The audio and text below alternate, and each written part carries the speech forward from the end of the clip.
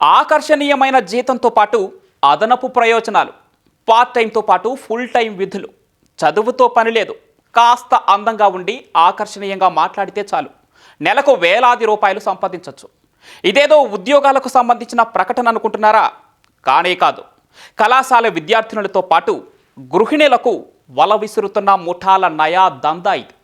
ఇంతకీ వీరు అమ్మాయిలకు ఎలాంటి ఉపాధి కల్పిస్తున్నారు? స్పా, మసాజ్ సెంటర్ల ముసుగులో వారు చేస్తున్న ఆ అనైతిక కార్యకలాపాలేంటి? అసలు కళాశాల విద్యార్థినులకు లాడ్జీల్లో పనేంటి?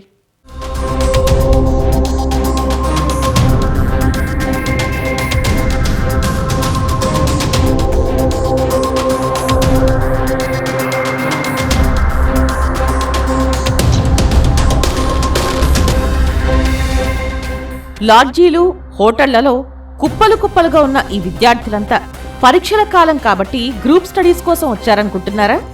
ఇంజనీరింగ్, డిగ్రీ చదివే విద్యార్థినుల్ని పోలీసులు పట్టుకున్నారేంటని ఆశ్చర్యపోతున్నారా? అయినా విద్యార్థులకు లాడ్జీల్లో పనేంటని అనుకుంటున్నారా? మరి వీరిని పోలీసులు ఎందుకు అరెస్ట్ చేశారని ఆలోచిస్తున్నారా? ఎందుకంటే వీరంతా కాలేజీకి వెళ్తున్నామని చెప్పి పార్ట్ టైం అక్కడ పనిచేస్తున్నారు. పట్టుబడిన విద్యార్థులు సైతం కాలేజీ ఎగ్గొట్టి లాడ్జీల్లో మద్యం సేవిస్తూ అనైతిక కార్యకలాపాలు సాగిస్తూ దొరికిపోయారు. ఇంతకీ కళాశాల విద్యార్థులకు లాడ్జీల్లో పనేంటి? ఇంతకీ వారక్కడ చేస్తున్న ఉద్యోగం ఏంటి?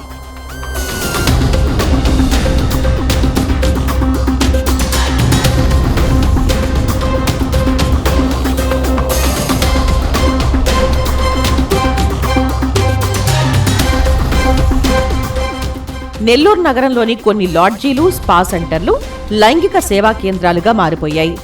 మసాజ్ సెంటర్ల పేరిట అనైతిక కార్యకలాపాలు సాగిస్తున్నారు. పోలీసులు ఎన్నిసార్లు దాడులు చేసి పట్టుకున్నా వీరు మారటం లేదు. ఇంజనీరింగ్, డిగ్రీ విద్యార్థినులకు పార్ట్ టైం జాబ్ పేరిట వల విసిరి మసాజ్ సెంటర్లకు పిలిపిస్తున్నారు.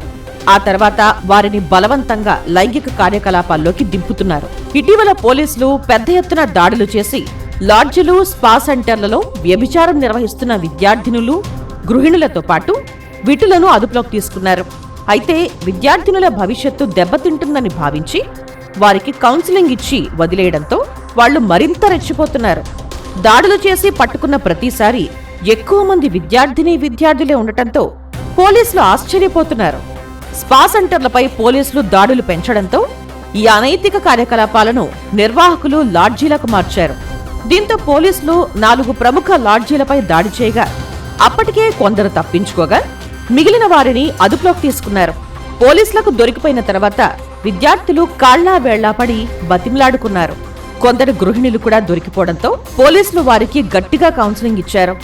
ఇలాంటి అనైతిక కార్యకలాపాలకు దూరంగా ఉండాలని హెచ్చరించారు.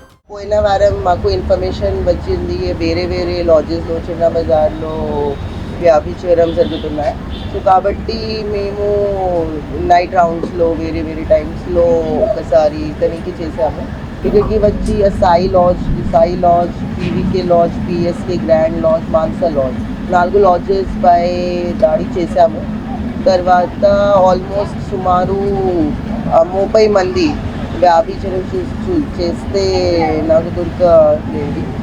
ఈ లాడ్జెస్ ఓనర్ కూడా అర్థమవుతుంది కాబట్టి తర్వాత కానీ they are giving rooms to students. So 1 ప్లేస్లో almost 1 women and 4 students are there. So group వ్యాభిచారం ఇక్కడ కూడా నాకు చేశాము. సో ఒక వాట్ వీఆర్ టెలింగ్ ఇస్ కి there is strict action against prostitution in చిన్న బజార్లో. కళాశాల విద్యార్థులు వ్యభిచారంతో పాటు గంజాయి సేవిస్తూ జీవితాలను నాశనం చేసుకుంటున్నారని పోలీసులు ఆవేదన వ్యక్తం చేశారు.